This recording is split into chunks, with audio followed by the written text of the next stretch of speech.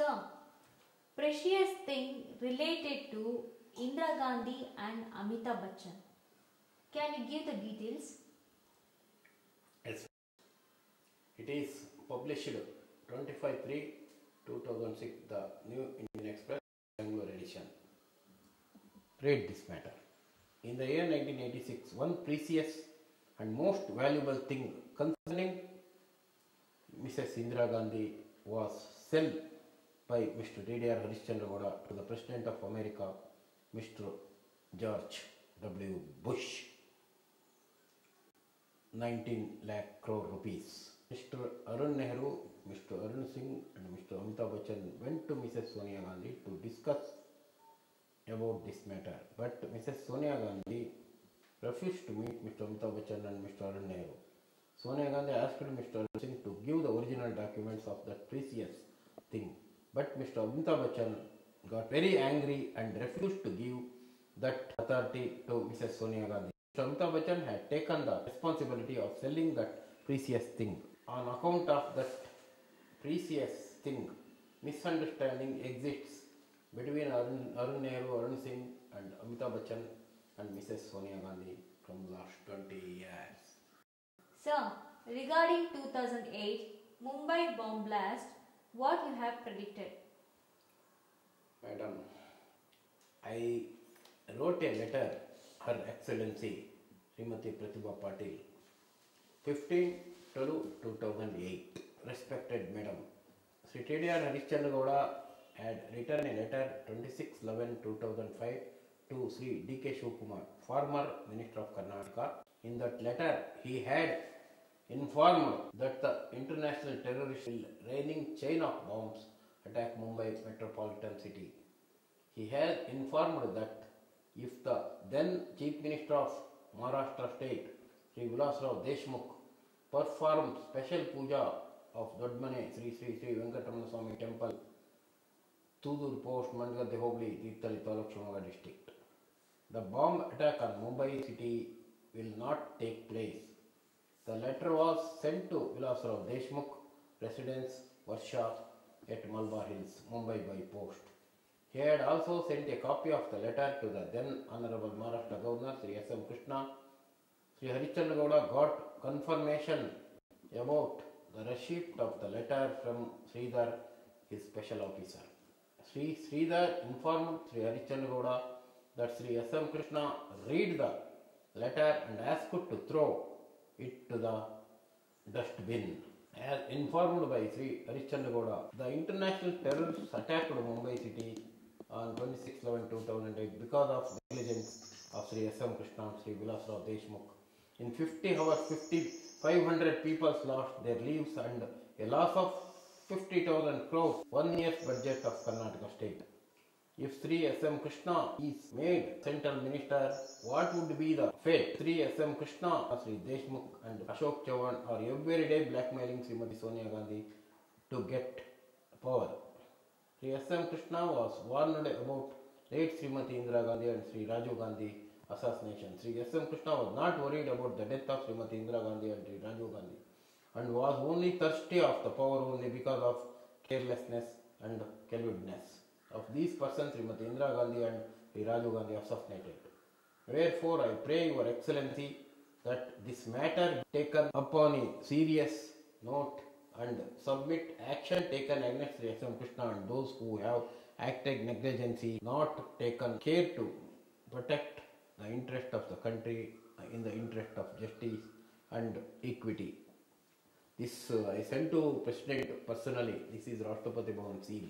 Again, Rashtrapati President Pratibha Patil, he wrote a letter to 19 June 2010, President Secretariat, Public Section, Rashtrapati Bhavan, New Delhi, serial number P1A3718. Enclosed please had herein petition dated 4/6/2010 against the Maharashtra Governor Sri S.M. Krishna and the then Chief Minister Vilasrao Deshmukh. T.D.R. Harishchandra Gowda had informed about 26/11/2005 the international terrorists will be raining chain of bombs on Mumbai metropolitan city. The international terrorists attacked Mumbai city on 26/11/2008. Above petition was received by Her Excellency Honorable President of India at the Rashtrapati Bhavan, New Delhi from TDR Harishchandra Gowda at New Delhi. Action taken by both present ministers, Government of India, New Delhi, in the above matter may be please be communicated to the petitioner directly and intimation to his secretary. To the Government of India, Ministry of Home Affairs, North Lakh, New Delhi. Requested to liaise with the aforementioned addressee directly for further information in the matter. This is very secret matter. Secret letter to the Home Ministry. She is copied for me. Present moment after 2 years, no action in this ministers. No action. Justice M. Rama Jois, Governor of Bihar, to whomsoever it may concern. Sri TDR Harishchandra Gowda, he known me for a long time. He has extraordinary knowledge of predictive astrology with intuition. As he told me, supported by press cuttings, he had predicted much earlier the terrorist attack on World Trade Center, New York City, USA, which occurred on 11 September 2001, and he had informed concerned person and much earlier. His recent prediction about as to what would happen in the 2004 general election to Lok Sabha is what really surprised me. He had clearly said to me as to what would happen when he met me in person in my residence at Bangalore 30th March 2004. I laughed at him as he had told me that neither or two aspirants for prime ministership would be prime minister, but a third one would become the prime minister. He repeated it as late as on 17th May 2004 when he met me at Bangalore. By that time, first part of what he had said had become true, whereas the other was proved correct. When this was pointed out to him, he reiterated his prediction, saying there were still 2 days. In those 2 days, unbelievable happened. That is TDR Harishchandra Gowda. I wish to him all success in life, Mr. M. Rama Jois. One is Sonia Gandhi or Vajpayee, nor Vajpayee. Third one person will become Prime Minister, Mr. Manmohan Singh. It was true. ಕೆಲವು ಪತ್ರಿಕೆಗಳಲ್ಲಿ ಮುಂದಿನ ಜಲಪ್ರಳಯದ ಬಗ್ಗೆ ನಿಮ್ಮ article ಬಂದಿತ್ತು, ಅದರ ಬಗ್ಗೆ ತಿಳಿಸ್ಕೊಡಿ sir. ಖಂಡಿತ ತಿಳಿಸ್ತೀನಿ. ಇದು ದೆಹಲಿ ವಾರ್ತೆ ಅಂತ ದೊಡ್ಡ ಪೇಪರ್, ಸುಮಾರು 20,000 ಸರ್ಕ್ಯುಲೇಷನ್ ಇದೆ. ಗುರುವಾರ ಮಾರ್ಚ್ 8, 2012 ಇದು ಪಬ್ಲಿಷ್ ಆಗಿದೆ. ಮುಂಬೈ ಮತ್ತು ದೆಹಲಿಯಲ್ಲಿ ಈ ಪತ್ರಿಕೆ ಪಬ್ಲಿಷ್ ಆಗುತ್ತೆ. ದಿನಾಂಕ 15/1/2012 ಭೂಮಿಯಲ್ಲಿ ಭಾರೀ ಆರ್ಥಿಕ ಪ್ರಳಯವು ಆರಂಭವಾಗಿದೆ. ಪ್ರಪಂಚವು ಭಾರೀ ಹಣದ ಮುಗ್ಗಟ್ಟಿಗೆ ಒಳಗಾಗಿದೆ. ಇದೇ ಜುಲೈ 15ರಿಂದ ಭಾರೀ ಪ್ರಮಾಣದಲ್ಲಿ ಜಲಪ್ರಳಯವು ಆರಂಭವಾಗುತ್ತದೆ. ಇದೇ ಡಿಸೆಂಬರ್ 15ರಿಂದ ಭಾರೀ ಅಗ್ನಿ ಪ್ರಳಯವು ಶುರುವಾಗುತ್ತದೆ. ಅಮೆರಿಕ, ಆಫ್ರಿಕಾ, ಆಸ್ಟ್ರೇಲಿಯಾ ಮತ್ತು ಯುರೋಪ್ ದೇಶಗಳು ಭಾರೀ ಗಂಡಾಂತರ ಹೊಂದಿ ಪಾರಾಗಲು ಸಾಧ್ಯವೇ ಆಗುವುದಿಲ್ಲವೆಂದು ಪರಿಸ್ಥಿತಿಗೆ ಬರುತ್ತಾರೆ. ಇಡೀ ವಿಶ್ವಕ್ಕೆ ಪ್ರಳಯಕ್ಕೆ ಸಿಕ್ಕಿ ಕೊಚ್ಚಿ ಹೋಗುತ್ತದೆ.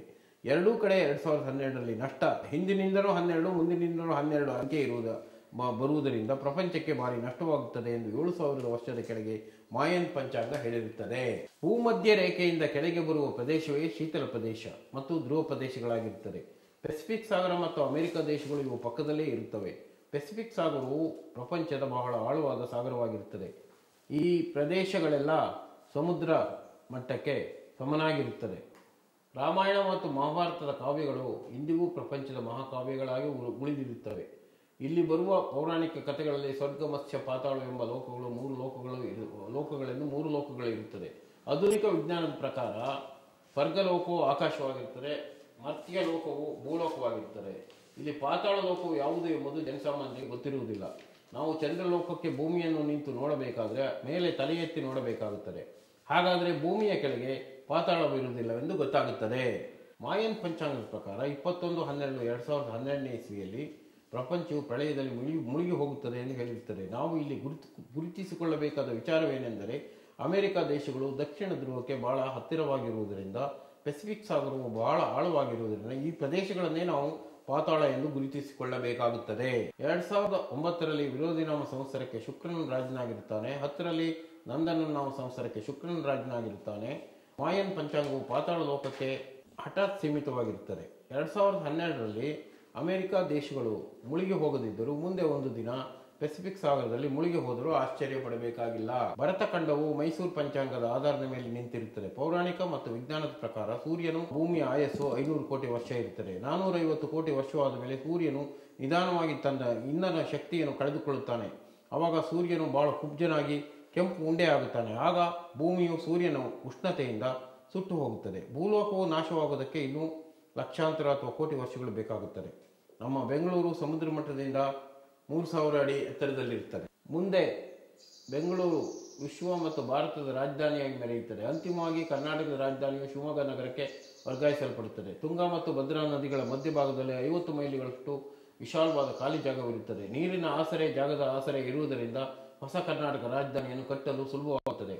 ಮುಂದೆ ತುಂಗಾ ಮತ್ತು ಭದ್ರಾ ನದಿಗಳ ತೀರದಿಂದ ಹುಟ್ಟಿ ಬಂದ ವ್ಯಕ್ತಿಯೊಬ್ಬನು ಇಡೀ ಪ್ರಪಂಚವನ್ನೇ ಆಳುತ್ತಾನೆ. ಅಮೆರಿಕ ದೇಶಗಳು ಈಗಲೂ ಸಹ ತೀರ್ಥಹಳ್ಳಿ ತಾಲೂಕು ತೂದೂರು ದೊಣ್ಣನೆ ಶ್ರೀ ಶ್ರೀ ಶ್ರೀ ವೆಂಕಟರಮಣ ಸ್ವಾಮಿ ದೇವಸ್ಥಾನಕ್ಕೆ ಮನಪೂರ್ವಕವಾಗಿ 70 ಲಕ್ಷ ಕೋಟಿ ರೂಪಾಯಿಗಳ ಕಾಣಿಕೆಯನ್ನು ಕೊಡದಿದ್ದರೆ ಪೆಸಿಫಿಕ್ ಸಾಗರದಲ್ಲಿ ಮುಳುಗಿ ಹೋದರೆ ಆಶ್ಚರ್ಯವಾಗುವುದಿಲ್ಲ.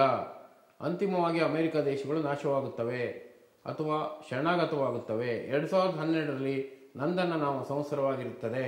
ಈ ಸಂವತ್ಸರಕ್ಕೆ ಶುಕ್ರನು ರಾಜನಾಗಿರುತ್ತಾನೆ. ಇವನು ರಾಕ್ಷಸರಿಗೆ ಗುರುವಾದ್ದರಿಂದ ಅಮೆರಿಕ ಪಾತಾಳ ದೇಶಗಳು ಮುಳುಗಿ ಹೋಗುತ್ತವೆ. ಬೆಂಗಳೂರು ಭಾರತದ ರಾಜಧಾನಿ ಆದಾಗ ಬೆಂಗಳೂರು ಅರಮನೆ, ಗಾಲ್ಫ್ ಕೇಂದ್ರ, ಬಾಲ್ಡ್ವಿನ್ ಬಾಲಕಿಯರ ಶಾಲೆ, ಹೈಗ್ರೌಂಡ್ ಪ್ರದೇಶಗಳಿಗೆ ಸೇರಿದ 2 ಕಿಲೋಮೀಟರ್ಗೆ ಸೇರಿದ ಎಲ್ಲ ಭಾಗವನ್ನು ಮುಂದೆ ಬರುವ ಕೇಂದ್ರ ಸರ್ಕಾರ ತನ್ನ ಸ್ವಾಧೀನಕ್ಕೆ ತೆಗೆದುಕೊಳ್ಳುತ್ತದೆ. ಬೆಂಗಳೂರು ಮಹಾನಗರ ಮುಂದಿನ ಪ್ರಪಂಚದ ಧಾರ್ಮಿಕ, ಸಾಂಸ್ಕೃತಿಕ ಮತ್ತು ರಾಜಕೀಯ ಕೇಂದ್ರವಾಗುತ್ತದೆ. ಅಮೆರಿಕ ದೇಶದವರು ಈ ಕೂಡಲೇ ತಮ್ಮ ದೇಶದ ಸಂಪತ್ತನ್ನು ತೆಗೆದುಕೊಂಡು ಬಂದು ಭಾರತ ಸರ್ಕಾರಕ್ಕೆ ಒಪ್ಪಿಸಿದರೆ ಅವರ ಸಂಪತ್ತು ನಮ್ಮ ದೇಶದಲ್ಲಿ ಸುರಕ್ಷಿತವಾಗಿರುತ್ತದೆ. ಅಮೆರಿಕದಲ್ಲಿ ಈಗಿರುವ ಅಪಾರ ಸಂಪತ್ತು ಭಾರತ ದೇಶದ್ದಾಗಿರುತ್ತದೆ. ಈ ಮೊದಲು ಮೊಘಲರು ಮತ್ತು ಇಂಗ್ಲಿಷರು ಭಾರತ ದೇಶದ ಸಂಪತ್ತನ್ನು ಕೊಳ್ಳೆ ಹೊಡೆದಿದ್ದರು.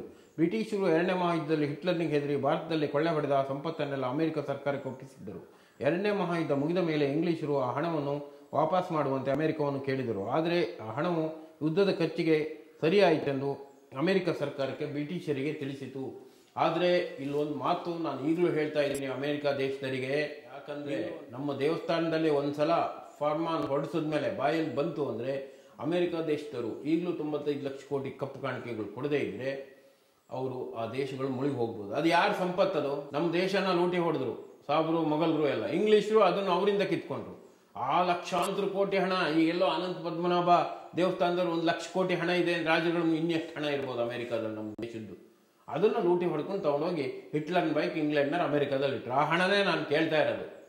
ಇಲ್ಲ ಅಂದ್ರೆ ಸಮುದ್ರದಲ್ಲಿ ದೇವೇಂದ್ರನ ದೂರ್ವಾಸನ ಶಾಪಕ್ಕೆ ಸಮುದ್ರದಲ್ಲಿ ಮುಳುಗ್ದಂಗೆ ದೇವೇಂದ್ರನ ಸಂಪತ್ತು ಇಲ್ಲಿ ಅಮೆರಿಕ ಸಂಪತ್ತು ಮುಳುಗ್ತದೆ. ಅಮೆರಿಕ ದೇಶಗಳು ಈಗಲೂ ಕೂಡ ನಮ್ಮ ತೂದೂರು ದೊಡ್ಡಮನೆ, ವೆಂಕಟರಮಣ ಸ್ವಾಮಿ, ಮಂಡಗದ್ದೆ ಹೋಬಳಿ, ತೂದೂರು ಗ್ರಾಮ, Thirthahalli taluk, Shivamogga district, Karnataka state, India, Asia ಭೂಮಿ ಮೇಲಿದೆ. ಅದಕ್ಕೆ 95 ಲಕ್ಷ ಕೋಟಿ ಕಾಣಿಕೆಗಳು ಕೊಡದೇ ಇದ್ರೆ ಡಿಸೆಂಬರ್ 21 ನಂತರ 2012 ಮುಳುಗಿ ಹೋಗೋದು ಖಚಿತ. 150ರಷ್ಟು ಇಡೀ ವರ್ಲ್ಡೇ ನಂಬು. ನನ್ನ ಮಾತುಗಳೇನಾದ್ರು ಸುಳ್ಳಾದ್ರೆ ಎಲ್ಲ ಲೋಕಗಳು ಹಾಳಾಗೋದು. ಮಾತುಗಳು ಎಂದೂ ಸುಳ್ಳಾಗಿಲ್ಲ, ಆಗೋದು ಇಲ್ಲ. This is my reaction. ಆದರೆ ಅರಬ್ ಕಂಟ್ರೀಸ್ನವರು ಕೊಡಬೇಕಾಗುತ್ತೆ ಕಪ್ಪು ಕಾಣಿಕೆಗಳು. ಅಮೆರಿಕ ಹೋದ್ರೆ ನೆಕ್ಸ್ಟ್ ಬೀಳದೆ ಅರಬ್, ಆಮೇಲೆ ನೆಕ್ಸ್ಟು ಆಫ್ರಿಕಾ, ನೆಕ್ಸ್ಟು ಆಸ್ಟ್ರೇಲಿಯಾ, ಎಲ್ಲ ಅನ್ನರೆಲ್ಲ ನೆಗೆದು ಬಿದ್ದು ಹೋಗ್ಬಿಡುತ್ತೆ. ಹಿಂಗೆ ಇತ್ಯಾದಿ ಇತ್ಯಾದಿ ಇತ್ಯಾದಿ. ಇಂಗ್ಲೆಂಡ್, ಫ್ರಾನ್ಸ್ ಬರ್ತದೆ, ಜರ್ಮನಿ ಬರ್ತದೆ, ಜಪಾನ್ ಎಂದು ಮಡ್ಚಿ ಹೋಗಿ ಆಗಿದೆ. ಚೈನಾ ಬರ್ತದೆ, ಚೈನೀಸ್ ನಾಶ ಆಗ್ತಾರೆ. ಇಲ್ಲಿ ಯಾರ್ಯಾರು ಕಮ್ಯುನಿಟಿ ನಾಶ ಆಗ್ತಾರೆ ಅಂದರೆ ಇಸ್ಲಾಂ ನಾಶ ಆಗುತ್ತೆ, ಕ್ರಿಶ್ಚಿಯಾನಿಟಿ ನಾಶ ಆಗುತ್ತೆ, ಬುದ್ಧಿಸಮ್ ನಾಶ ಆಗುತ್ತೆ, ಏಡಿಗರು ನಾಶ ಆಗ್ತಾರೆ, ಬ್ರಾಹ್ಮಣರು ನಾಶ ಆಗ್ತಾರೆ, ಆಮೇಲೆ ನೀಗ್ರೋಗಳು ನಾಶ ಆಗ್ತಾರೆ, ಆಮೇಲೆ ಹೀಗೆ SC STಗಳು ನಾಶ ಆಗ್ತಾರೆ. ಹೀಗೆ ಎಲ್ಲ ನಾಶ ಆಗಿ ಹೋಗ್ತಾರೆ ಭೂಮಿ ಮೇಲೆ.